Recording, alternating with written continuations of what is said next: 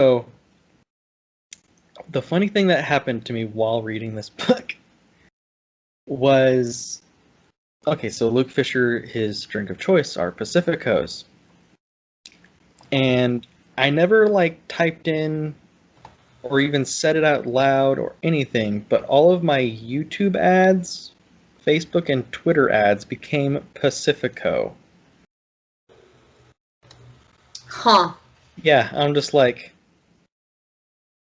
So Big Brother's getting to the next level. It's getting to the next level. So I'm like, what word? Like my phone could just be right over here, but the camera's still pointed at me, and they're zooming in on my irises, and okay, what words can we get reflected from his eyes? Let's mirror the image, and okay, Pacifico is coming up quite a bit. So.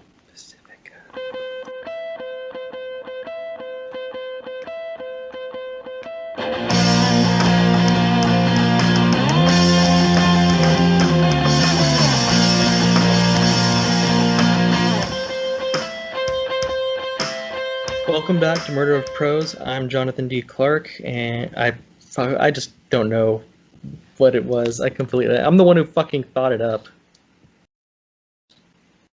This is staying in, by the way.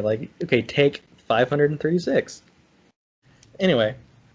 Do you want to try the opening again? Yeah, I was just starting to, but then you interrupted me and just disturbed my flow. I'm gonna whip you. My flow. I'm dropping sick rhymes and bars. Anyway.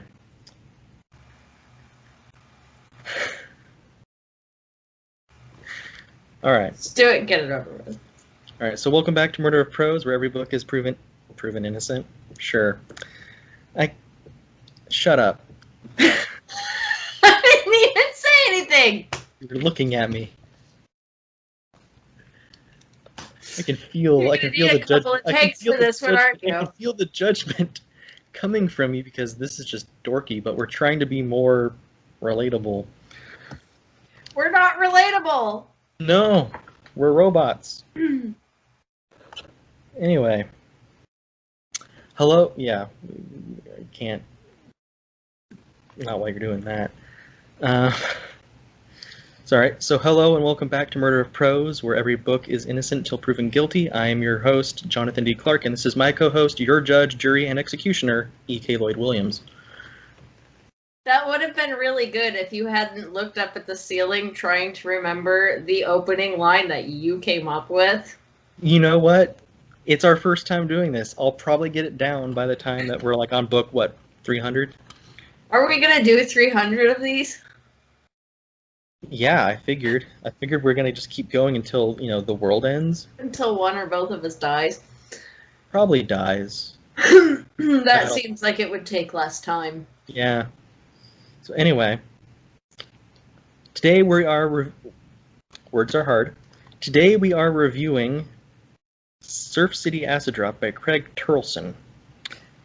You gonna call it SCAD? I'm gonna call it SCAD from now on, though. That's gonna be a little bit easier with all the vodka that you've been drinking. It's not why this is taking multiple takes. You shut up. It's fine. I'm drinking Clamato.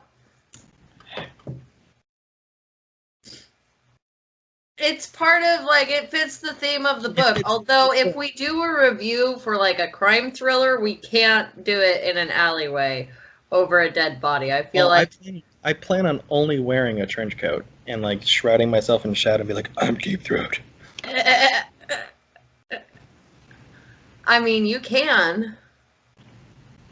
I'm sure if I asked the people at the county morgue, they would let me. But, do a video in the morgue, not dress a cadaver up in a trench coat. I'm for that. I'm not going to do that. I just want to desecrate a body. Just let me do it. It's for science. It's for I won't even say fame, because let's not kid ourselves. It's it's for YouTube. Like they'll be like, yeah, okay, sure, it's fine. YouTube's such a thing now. You know something? There are a lot of people who do a lot of sick shit for YouTube. So yeah, we're not even science. So you're like, it's Case for in YouTube. point. I'm like, oh, YouTube? Okay. Yeah. So, to get to the review section of this video. Yes, because we've done the intro and butchered that because I looked up at the sky. Anyway, we are reviewing Surf City Acid Drop, or SCAD. Is this an improvement on my face? Yeah, if you could just stay like that forever. Well, I can try. No. I can't guarantee I don't need people looking at me because they can't look at you. So. Well, you know, be less pretty, Barbie doll. Anyway, to the review section. I'll let you have the starting argument. What's our starting argument? I don't know. I'm not a lawyer. Neither am I. Okay. You're the one studying law for a book. As has been seen in our previous videos, we do have a litmus test. Is that the correct phrase? We have a grading rubric. Yes, here we go. We have a rubric. We have a grading rubric. The litmus test is deciding whether or not it's worth reading. The grading rubric is how we graded it. So, should we give everybody a refresher on what the grading rubric is? Possibly, since we are opening up, especially the extra credit, we're opening it up to just not being thought-provoking, but also just moments of reflection and beautiful passages that we paused with. Okay. So, to give everybody a refresher on the grading rubric, we are looking for plot, characters, style, concept and execution, structure, diction, formatting, overall length, quotability, and overall satisfaction. What? Sorry, when you said overall length, I was like, that's what she said. That is what I said. Yes. Thank you for paying attention. Yes. Mr. I'm a good Clark. student. I'm a good student. I don't know what you're talking about. I'm a good student. There is, so that's like the grading rubric. There is, much like in high school, a chance for extra credit. And that's really just in how, whether or not there were some thought-provoking moments, whether or not there were some introspective moments, if you came across a little passage or a phrase or, you know, even something from quotes that made you pause and reflect. Or even just stayed with you throughout, right, long after you read it. To give an example, in this book, there was a bit, and JD didn't care for it, but I cared for it a great deal. On page 112, if you'd like to turn in your books to page 112. I don't find it. We're in church. So there's this moment where the main character is walking home, or not home, but back to a hotel, after having had an excessive amount of tequila. And he pauses to look up at the sky, and Turleson describes it. Not tequila. Pacificos. Only a night after the right amount of beer and tequila. They were drinking. Whatever. They were very drunk, is the point. There you go. It's a recurring little theme. Hence the booze and that we're drinking. Don't. Sure. So, continue. Turleson describes this character looking up at the sky, says, the sky was a perfect wash of blue ink and the stars as sharp as razors. I couldn't help but think of the ocean and those stars were surfing through space, not looking for a home, just riding the cosmos. That, to me, stayed. So the next time, now that it's not raining every day, we might actually have a starry night. So the next time I go out and I look up at the stars, that is going to be something I think about, and I am going to try to see it from Turleson's point of view. Or how Turleson painted it for you. Described it, yes. So, yeah. But that's what, things like that are what the extra credit is for. So, to kick this off, or before we kick this off, I guess, do you want to go through and give the averages, or? I like to save that for last. Okay. How do you want to proceed? Oh, well, we can start with how we felt about the overall plot.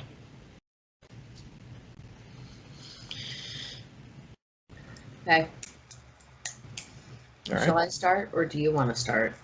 Like I said, you are the judge, jury, and executioner. I'm just a witness to this. Why am I the judge, jury, and executioner? So that's how I introduced you. Are you the bailiff? Yes, I'm gonna just Officer Hot I'm gonna make sure that I'm the one that makes sure that order stays within this video. That's why I'm editing. I'm the bailiff. I make sure that order stays within this. You're gonna make sure order stays within the video? I am. Officer Hot Pants. Do you not remember that line from Red vs. Blue? I do, but I'm wearing shorts, not pants. They're short shorts. Short shorts. It's like Officer Ranger panties. There you go. Anyway, so plot. Plot. How did you feel with the plot of the book? I gave it a 7. Okay. What docked it for you? I'm not normally one to read the mysteries and the whodunits and the things like that, like this kind of thing. It's not really a mystery, it's more like a private detective, except he's not a detective. We're just gonna clump it with detective fiction, even though he's not a detective. He says multiple times that he's not a detective. It follows the tropes, though.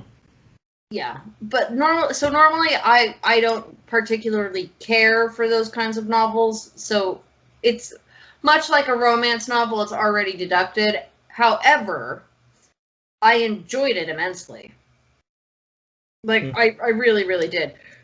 Well, the things that docked it for me were, A, it's a detective novel, and those can become very boring very quickly. B,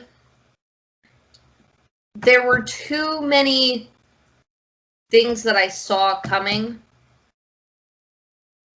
Just some of the twists and turns. Like, there's that moment when he kicks Lloyd and mostly Harold out of the car, and then him and Benno steal the car. Yeah. Like, it was a foregone conclusion that wherever he ended up, Harold was gonna be there. Like, it was a foregone conclusion. If that had been more of a question, then I would have enjoyed that sequence of events that led up to him running into Harold again. But I was expecting Harold, like, at any moment. I was kind of checking my watch. When, like, you're late. Where the fuck are you? So that's why. But on the flip side of that, I gave it a 7 because it's a detective novel that I actually really enjoyed. Okay. See, I gave it an 8 for similar reasons, but unlike you, where you say, like, you don't normally go to the detective novel or the mystery novel, that's what I grew up on as a kid, so, like, and, like, through high school. So you like, had enough? So, like and part of what marked it down is just because, and I'm gonna say that it's because of the quote on the back of the book saying that, you know, it reinvents enduring archetypes, and I'm just like, I didn't really feel like it truly reinvented anything. No. However, I thoroughly enjoyed it.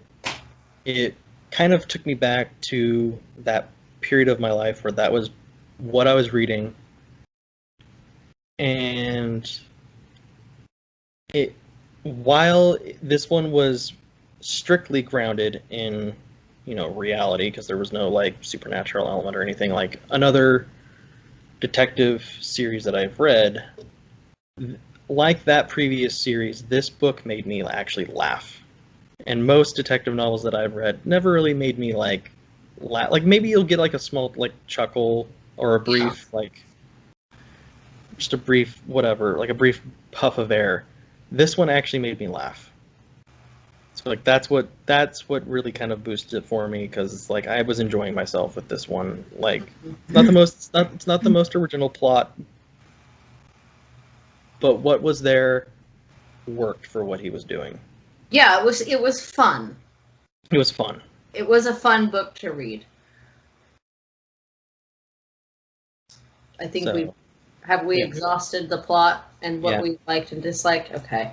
And then the next thing would be characters, which kind of. I gave it a 6. I gave it a 7. I gave it a 6 just because like the only 2 characters that really stayed with me throughout it, like obviously you're gonna have Fisher throughout the entire novel because it's first person, so you're never gonna leave his headspace. You're always with him. The only other character that I wanted, quote unquote, on screen was Harold. Yeah. Everyone else was just like,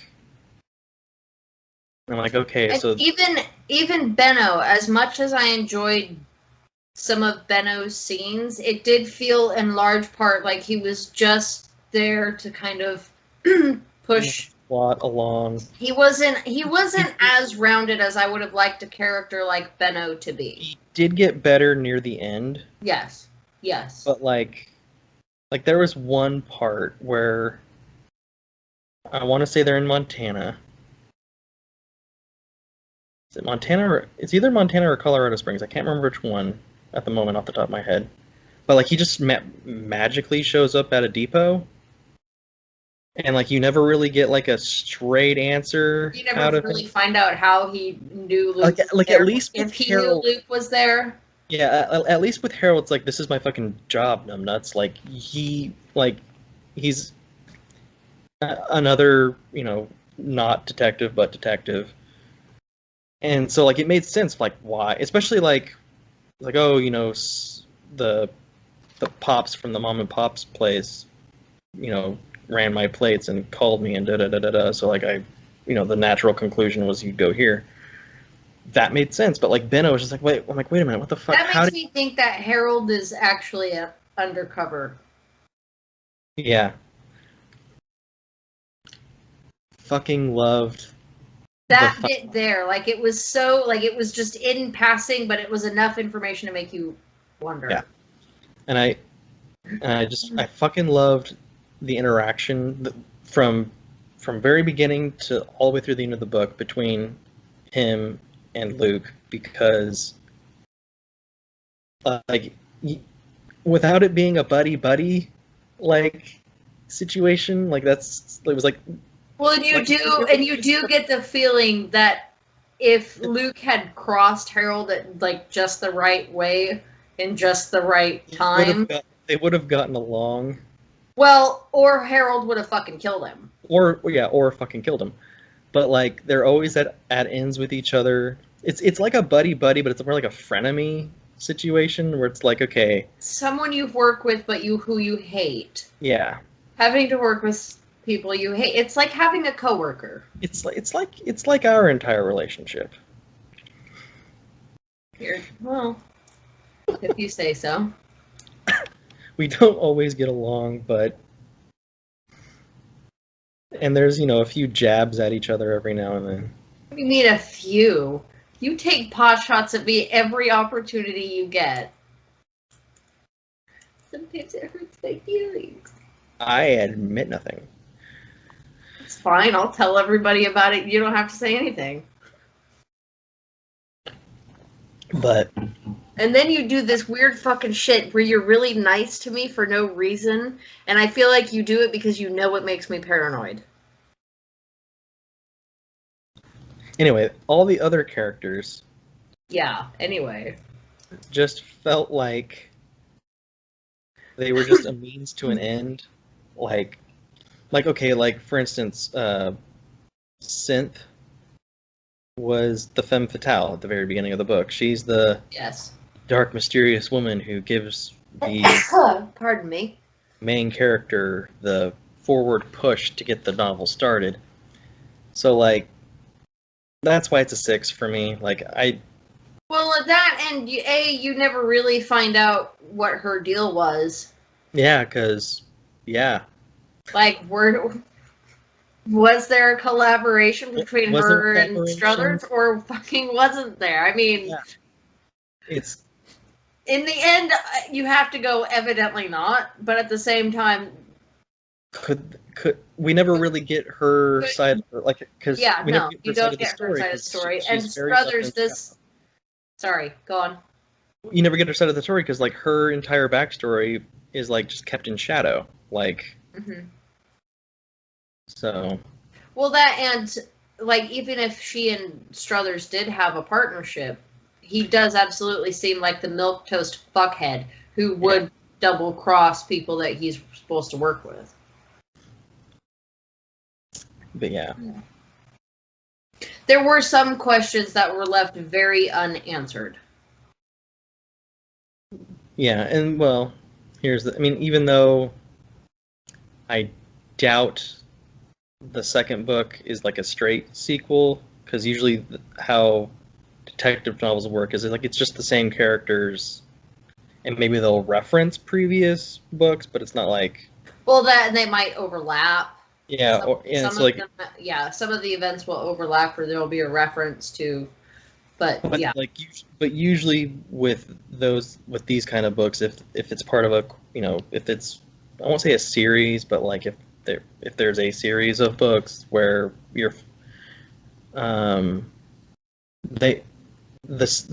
quote unquote sequels don't necessarily hinge on previous books. It's more like we mentioned, it's just kind of like a cameo, just a brief mention, and then we just move on to the next bit. If mostly Harold and Luke stay in contact, they'll probably bring up oh, were you bringing up this shit again or whatever from whatever. Previous this novel or the next one, So. But yeah. Why was characters brought down to a 7 for you? Did you already say? I feel like I kind of because some of them were static, and then some of them were left very unfinished. And I understand that they don't need to be finished, as it were, because like you said, very likely we'll see them again. Yeah. So there's always more opportunity to flesh them out, but I felt like there were too many of them that had too similar a personality or motivation. Mm-hmm. The exception being Leon, Harold. Well, he didn't really get. Leon, because he was a druggie. Well, yeah, he was a druggie, and he didn't really have. That's his motivation. Everyone else's motivation, and it's a very common motivation, is the money, whatever money they can get their hands on. Even Benno. Yeah. And Benno's got money. The difference is Benno has you see different sides to Benno throughout the story, so he's not totally flat.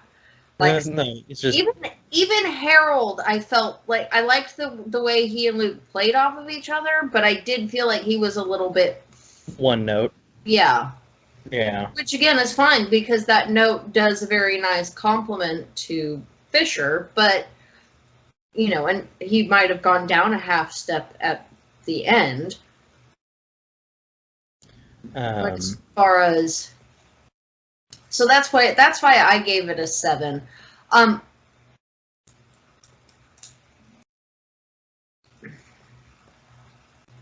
The end. The end. Okay. All right. So more to add, but I don't.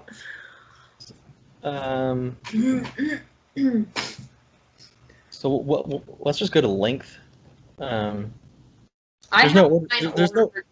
There's no rhyme or reason to this, is there? Should we have a rhyme or reason? I ordered mine in a particular way just because so they would like kind of bleed into each other a little bit easier. Let's have you lead, because I don't know what I'm doing. I wrote it in I wrote it how you wrote it in the text, which formatting is first, and then structure, diction, whatever. So I have no flow. Plot, character, style, concept and execution, structure, diction, formatting. I'm not going to write this down. You're just going to have to like... Overall length. So overall styles next. Satisfaction. And no, overall, no. Quotability would be... Formatting, quotability, overall length, overall satisfaction. It just seemed like the most coherent way to order it because it would be easier for them to bleed into each other if we follow different order. So styles next? Style. Okay. Style I gave a 9. Style I gave a 10. Like, it's not the most literary style. No. Which is normally what I like, but for this style of novel, this, in my opinion, was... There was no, like... For this style of novel, it was very true to form. Yes. Like, sure, could there have been, like, you could say this for any book. Could there have been improvements? Possibly, but I feel like... How do I word this? There was more chance of him doing a lot worse than doing better. So, like, that's why I'm like, he could have done better, but how much better? The reason I gave it a 9 is because there are some points, like especially in conversation, okay, where it seems like, so you know how, and this might, it seemed like there wasn't much variation in speech pattern. Okay. Does that make sense? Like there were some bits of the dialogue where it felt like there was a whole line missing. Like somebody should have said something there and they didn't say anything there. And if I'd written it down, but like one of the examples is when he's in Missoula with Jim. Okay. And I don't remember the exact page. And I don't even remember what they were talking about. But it was there when he was with Jim. And I noticed it a couple of times when he was still in PV, but mostly I noticed it when he was with Jim, where it felt like the same character was talking. Okay. And there wasn't that back and forth. And that's why I give the style a 9. Otherwise, no, I enjoyed the fuck out of it. It was delightful to read. Yeah. On every page.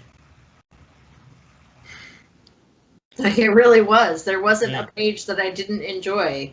Yeah, I wouldn't say there was ever a moment where I wanted to put this book down. No, you don't. Which is like, and that is down to his style, just to the way he tells the story. Yeah, I mean, high points on style. Yeah. Really. But I mean, as far as, his style is really kind of what saved him in a way. Mm-hmm. Because, I mean, we've already been through the plot and the characters and, why we scored those the way we did. His style is really high, but the concept execution was a little bit low. Yeah. Like, for concept, I gave him a 3.5, and for execution, I gave him a 4. Concept, because it's, again, there's nothing really all that, pizzazzy, or not pizzazzy, there's just nothing really uniquely remarkable about the idea. And the execution, that's back to his characters and his plot. Yeah. So that's a 4 or a 7.5. Yeah. So half a point better than. So for concept, I gave him a 3.1. Okay. And for the same exact reason you did, it's. I've read this story before, but yep. I haven't read it this way. Yeah. Execution, I gave him a 5 because, again, I'm the one who's read detective novels. You don't really pursue them, and I read a lot of Sherlock Holmes when I was a kid. I'm not gonna count that. Well, see, that kind of the other detective novels that I ever picked up, like, just weren't as satisfying. See, where you went straight for Doyle, I'm thinking Raymond Chandler. See, I didn't go straight for Doyle. That was what was given to me. Like, that was what we had. No. Like, that's the example you're using, and that's like. See, I never read Raymond Chandler. I only recently picked up some Agatha Christie. Mm-hmm. And I'll get into why I hate her later. But no, like this, the way this is executed is, even though it's close to present day, because there's not really a date given. We'll just say, since this book came out in 2015, that's when the book takes place, around there. I think it might be early 2000s. Early 2000s? Within the 21st century, like early. Because I don't remember. I don't remember any allusions to anybody using a smartphone. Oh, that's true.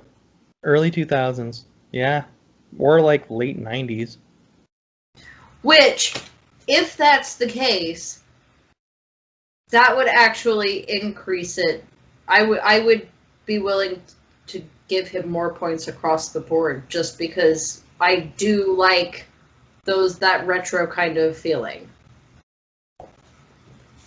Yeah, because like whenever he makes a call, it's either at the hotel or motel, or using just a restaurant's phone, or there's no cellular devices. So kudos on that one. But anyway, it's subtle enough that you kind of miss it. You didn't really notice it till like you think about it, like, no.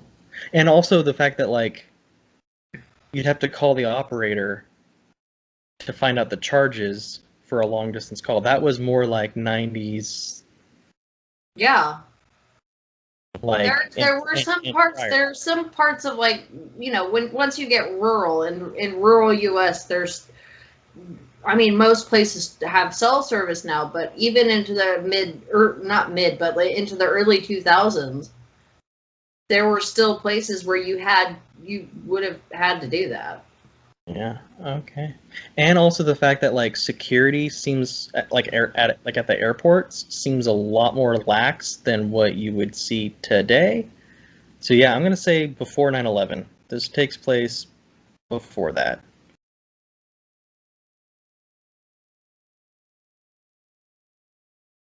I don't remember him ever. He never pulls out a cell phone. He never looks at any, like, a flip phone or anything. The only time that really phones are... Wait.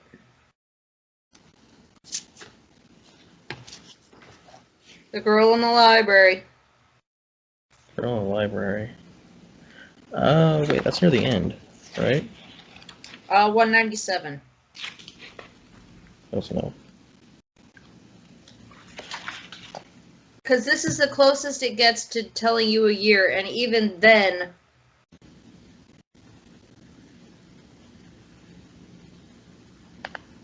No, there's no year. It's just 15 years ago. Yeah.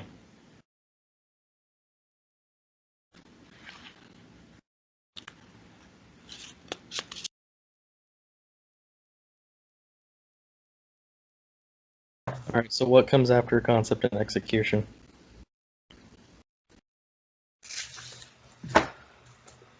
Structure! Structure. I gave structure an 8.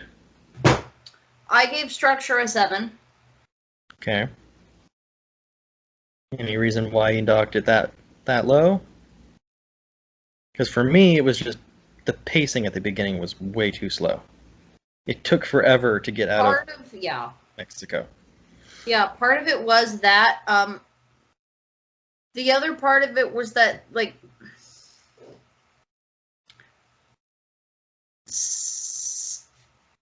some of it felt... I don't know if piecemeal is the right word.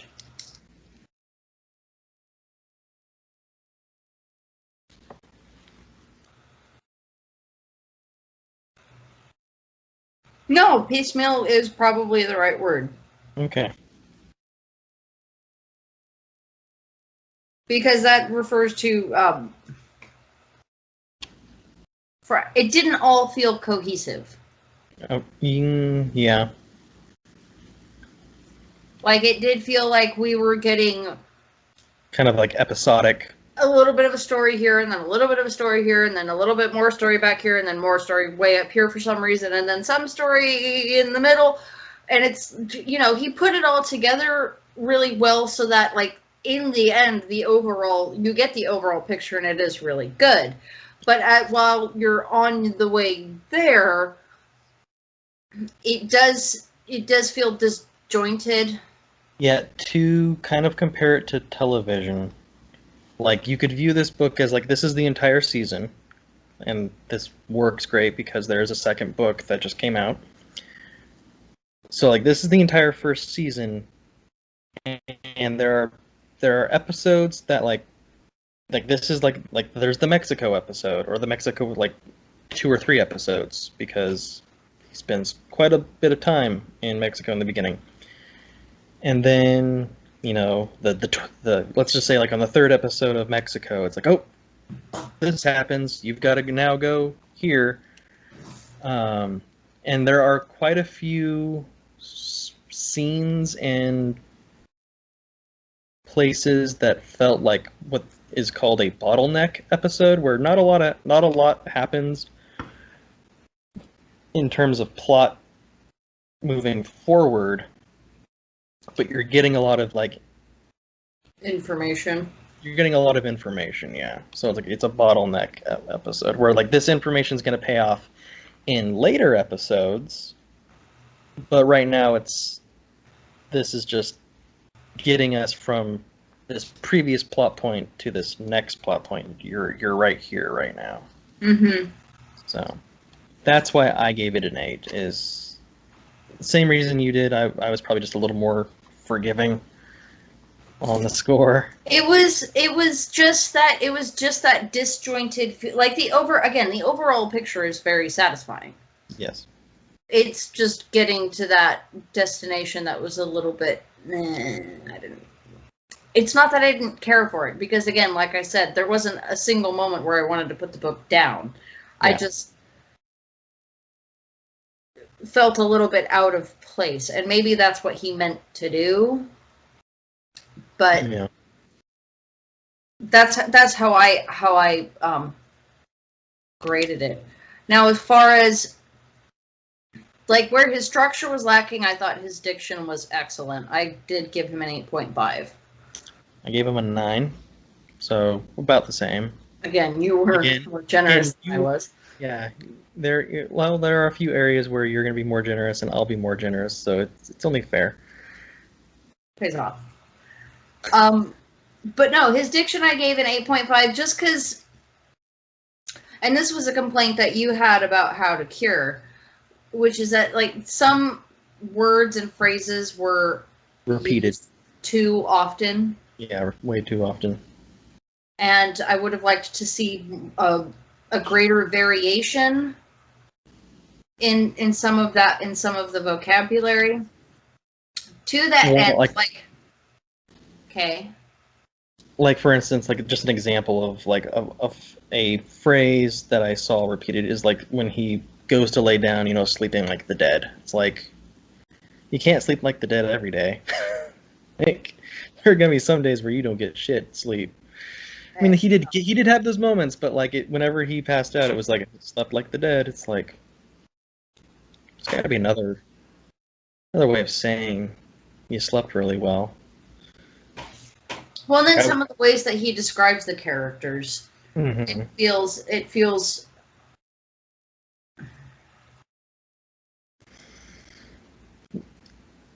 kind of going back a bit to structure for a brief moment to kind of explain the bottleneck episode. Like Enrico. Yeah. His entire bit just felt like a bottleneck episode to me. Like he's not really much is happening, but you're getting something that'll pay off a little bit later. Yeah. So.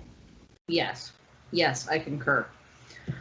But no, with other than the few repeated phrases and wanting more variation, this dude's diction was pretty on point and consistent throughout the piece. And that really comes across with his, we already talked about it, but his style. His style I gave a 9. I would have liked to see a greater variation in the vocabulary, but the way he used his vocabulary, I mean,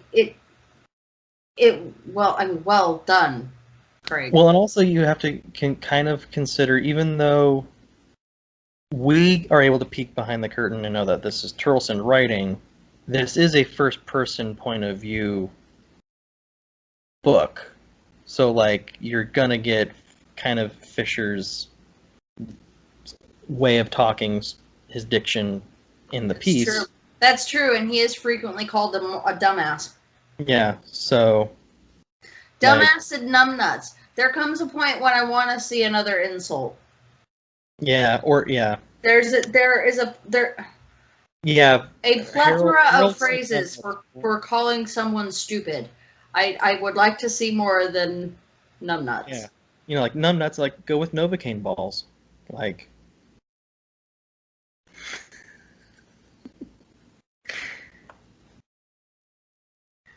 I do feel like private dicks that are on the run and travel frequently.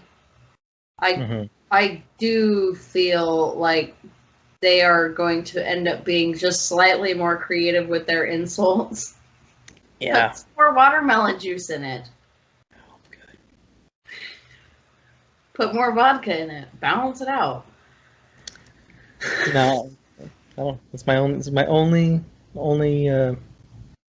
Can't say glass because it's steel. It's my only Yeti for the day. So. All right. What is next on our list? Formatting. Formatting. I gave this a 10. I gave it a 9.8. What pushed it down for you? Honestly, like it's not going to be a major deal. And the fact that you gave it a 10 means it's probably not a major deal. But I felt like his inside margins were just too wide. See, while it's not something, it's not the choice I would have made, for like one of my own books or whatever. For this style of novel, the wider margin kind of works because, okay, so this is a detective slash mystery novel. So you look at that as like negative space, like where there's nothing, but you wish there was. So like it's the missing information. So like that, I look at it as that. So like it works. I feel like that's an excuse No, that's for the only 10 mark that you gave him. no, that's literally the only reason. Like if this was a literary fiction novel, The reason it doesn't, like, the reason novel. I'm willing to let it go is because, and there are a lot of people who are going to hate me for doing this, but when I read paperbacks, Yeah, she bends them. She I breaks the crack spine. spines. And that's one of the things that made this a little bit more comfortable to read. That's why I'm not like, I don't have a hair up my butt. That's just, I gave it a 9.8 because I don't like my margins that wide.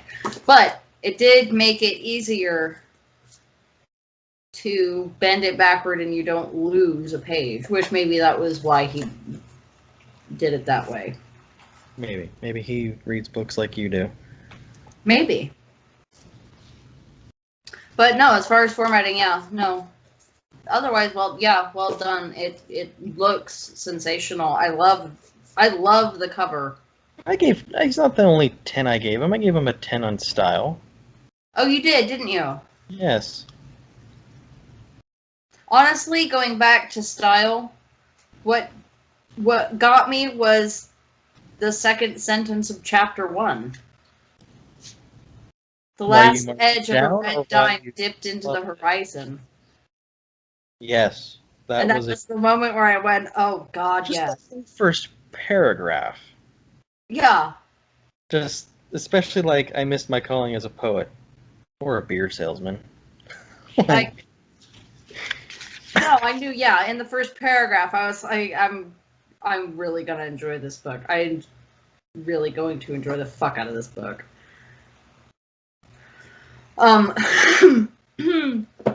As far as length, I gave it a 10. Because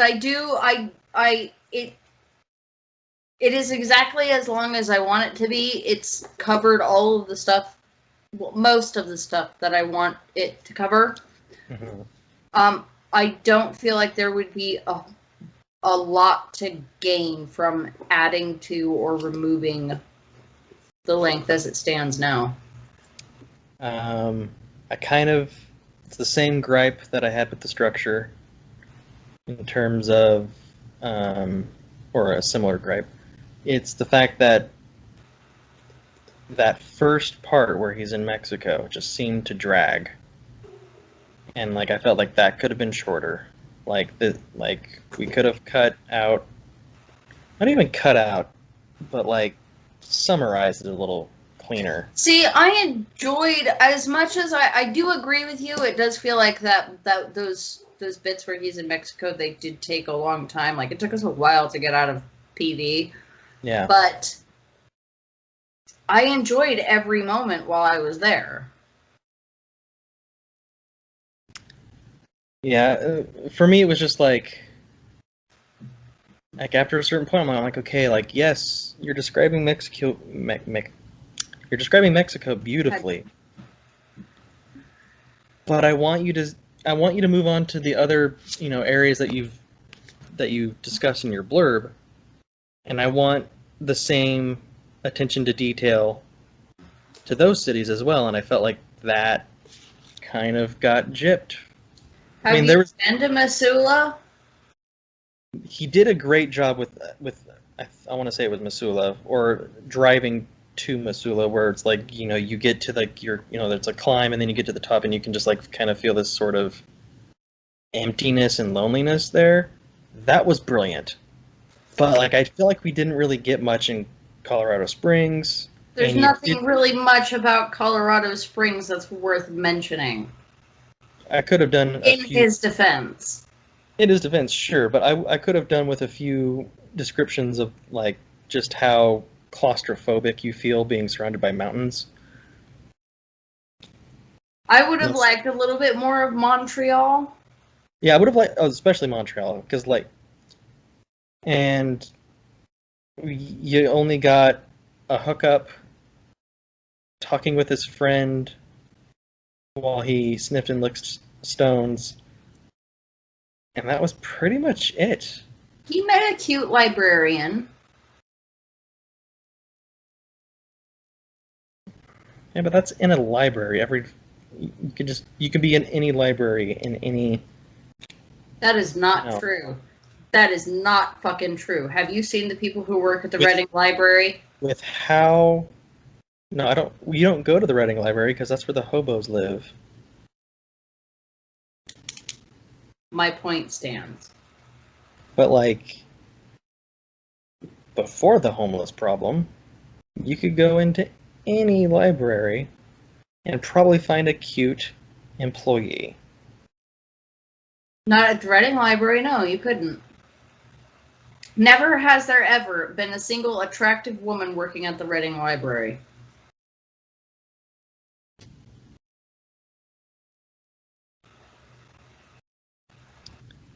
Does it count if they're working in the cafe at the library? Obviously not. I was going to say that. I could prove you wrong there, but it doesn't count, so never mind. That wasn't really a cafe either. That was like a glorified school lunchroom. It was titled cafe on the little plaque hanging above it. Yeah, Therefore, put lipstick on a pig. It's still a pig. hey, it's a gorgeous looking pig.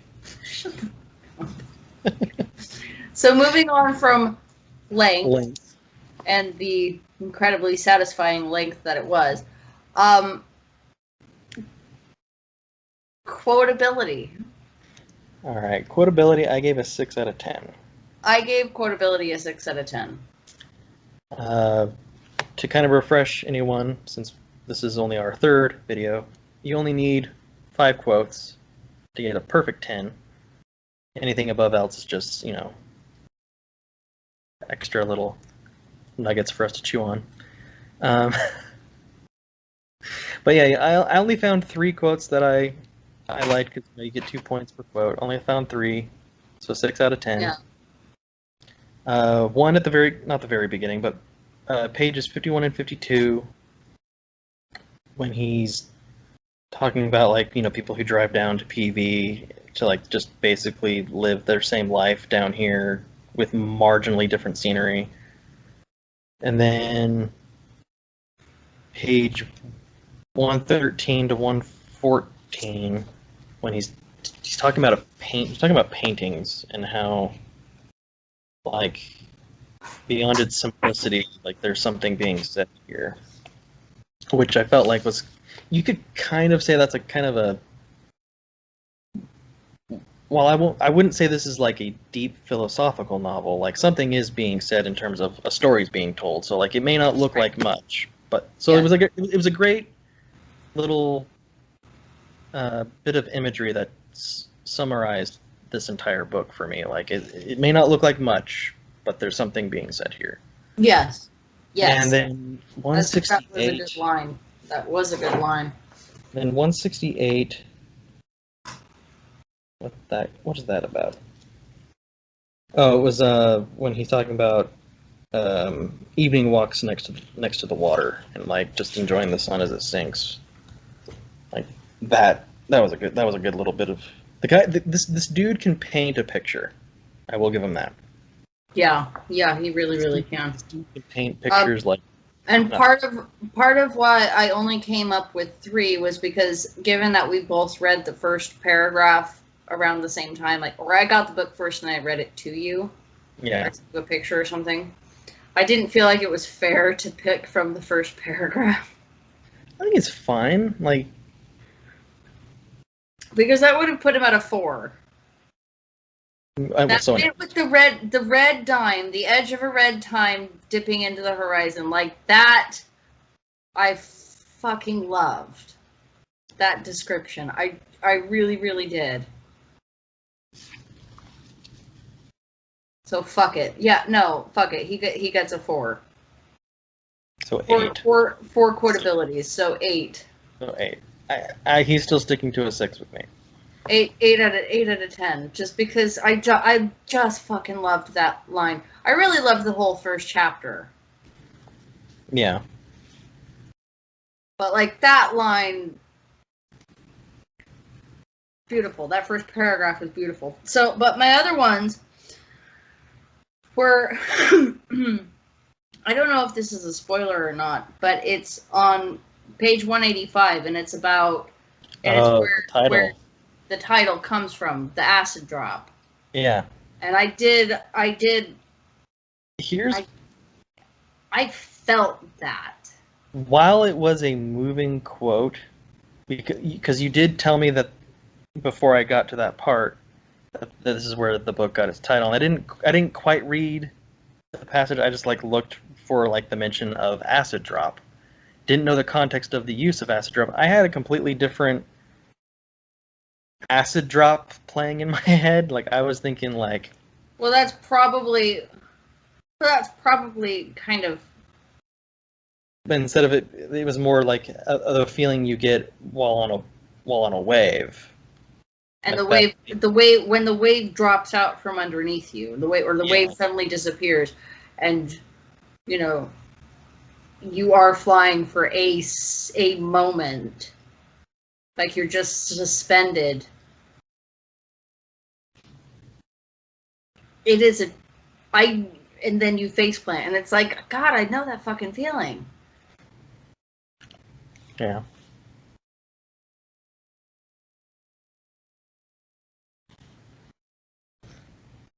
Where you feel your stomach being left behind.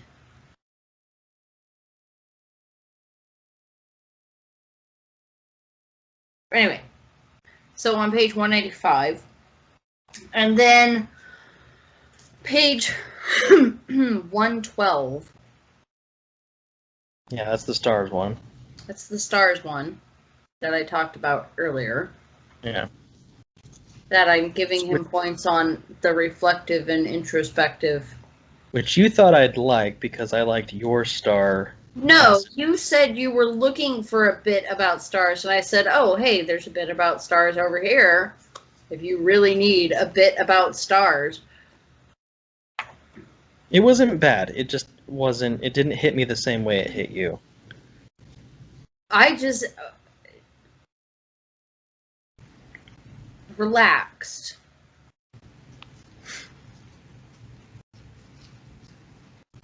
You know me. You know what I look for. I know what you look for. Yeah. But then it's not really a quote, but it's the last two paragraphs on page 52 and going into page 53, where he's describing the bus and taking the bus, and that was one of those more vivid moments that actually kind of took me back to. I've been to Mexico once. Mm-hmm. But that was one of those things that was one of those moments that took me back to when I was, 13 and visiting Mexico. Like the first time I'd ever been out of the country in my life. Mm-hmm. And just the people that you see, the things that you smell, the things you hear. Like, and all of that, he takes his time describing. And that's why I can't really be mad about how long we spent in PD and how slow that was. Because it did take me, like, I enjoyed it thoroughly. It really was like being there again. Although where I was, there was significantly less crime. But we didn't go to resorts and have, the same food and hide behind a brick wall to swim in a swimming pool. That was just like the one back home. Like, we were out and about. We were seeing the shit that was there to see. Yeah. And some of it was shit. And that's why I really like. I just enjoy general. I just enjoyed everything in his descriptions of Mexico. I thought it was beautiful. Some of it's tragic, but yeah. But like, kind of dipping into like overall satisfaction, I like we've said throughout this review, there wasn't a point where I was like, okay, I want to put this down and like never pick it back up. Like when I would put it down to like eat, as soon as I was done eating, I'd pick it back up. So I gave it a 9.8. I gave it a 9.8. And what I docked the 0.2 came off just because of everything else. Yeah. Like, it probably, yeah.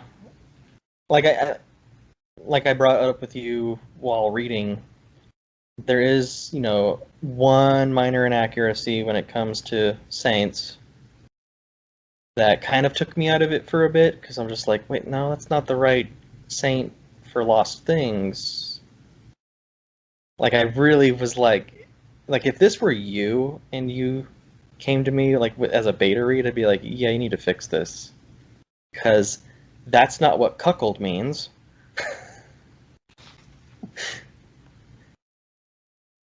I put it in as a placeholder and I just forgot to change it. So that was like my only inaccuracy that like made me kind of just like close my eye, like slant my, squint a bit and just be like, I'm not even Catholic, and I know that's wrong because I'm not Catholic, and I really don't know a goddamn thing about saints, because the only reason I know that it's Saint Anthony, who is the patron saint for lost things, is because whenever my uncle is over and something gets lost, he'll always go, "Oh, Saint Anthony, please help me find what I've lost." Like, just very. How do you know your uncle's not wrong? How do I? Because I looked it up. Because he's the reason I know that he's the patron saint for lost things. Because I'm like, what the fuck? So I looked it up, and I was just like, okay, apparently that's a thing for Catholicism. And that was like years ago. Like, well, I know they talk to saints, and I know they ask saints for things, but I've never bothered to learn the saints because there's gonna be way too many for me to really give a shit about remembering. Yeah. But yeah, no. I'm also not Catholic. But yeah, it was just everything else that was kind of docked down. It just those 0.2 points was the deduction, 9.8. Like, this was an enjoyable read, and like normally I don't reread a whole lot of books, but I would just reread this just to kind of get his style. Like, just yeah. I mean, there's a second book out, so like whenever I'm definitely gonna get the second book. Like, if there's a third book, and it's like if he announces like when the third book's going to be out, I will be reading books 1 and 2 over again, so I can be like, okay, let's get everything fresh in my brain. Yeah. So if there's a callback to anything, it's there. Yeah. Yes, absolutely, 100%. I agree. Was there any points of extra credit for thoughtfulness? Reflection. I'd give him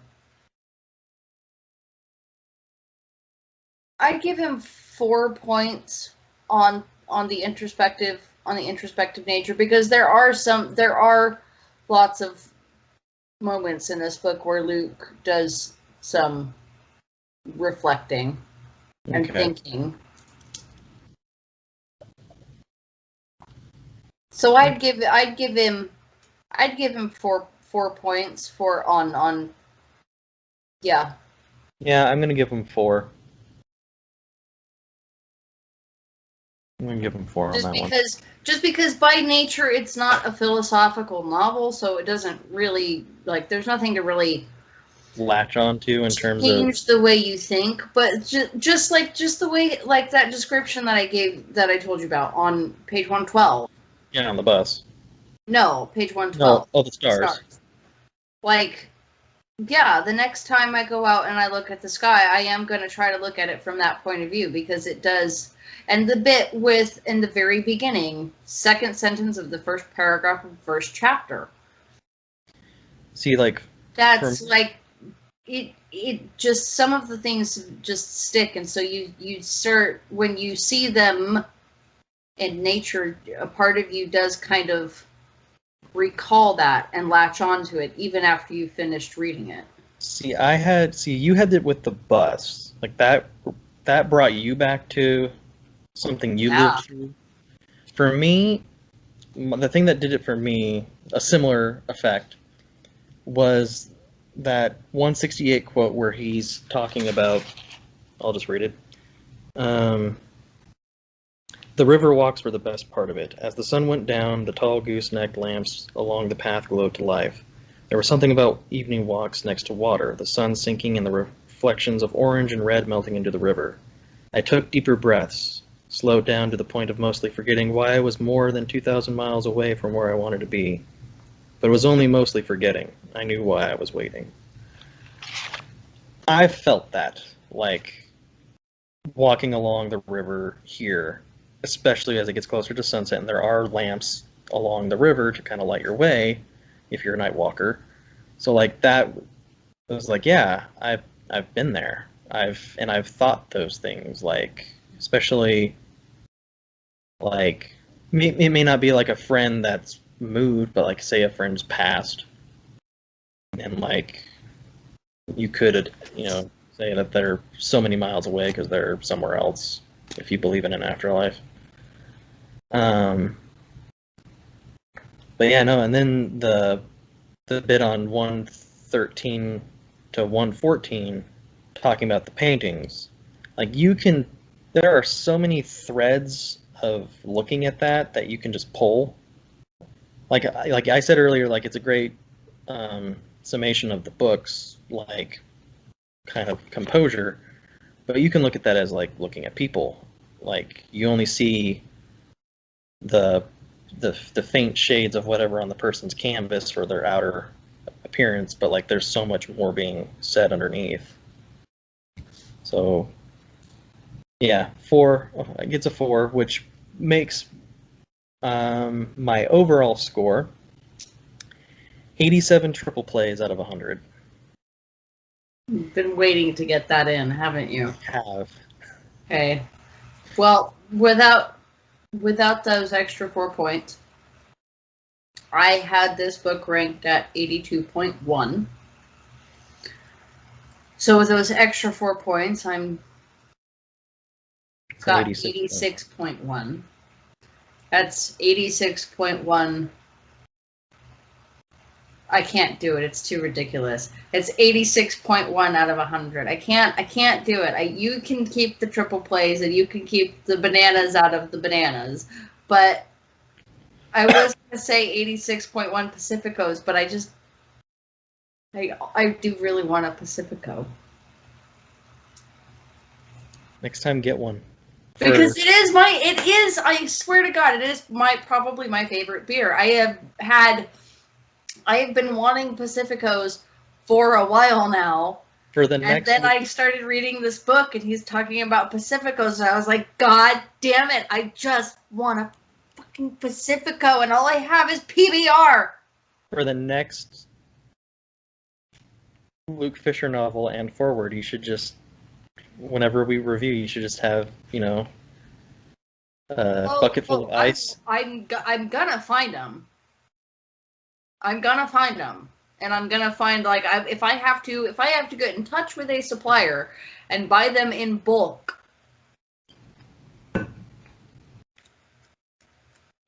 I don't know if I would drink that much beer in a year. I just want a Pacifico, man. But yeah, no, this was a good E+. It was good. It was good. Before, I hadn't even finished it, and I bought this book for my mom for Mother's Day. That's how strongly I would recommend it. So, yeah, it's an 86.1, but it's a very enjoyable book. It's great. It's a great fucking book. It's really, really, I am gonna get Manastique. Yeah, and he did mention he's writing the third one. Yeah, and I'm gonna get that one too. So. No. You've made 2 loyal fans of your work, Mr. Trolson, so. And one of them doesn't even like detective novels. Yeah. Kudos there, my man. So, I guess that's really all there is to say about that. Yeah. I would say, since we're coming to the end of this video anyway, I would say getting my spirits up. I would say, like, comment and subscribe, but I don't want to sell my soul. Oh, are you talking about the closing sentiments? Yeah, the closing sentiments that I came up with, right. But so, do those even work?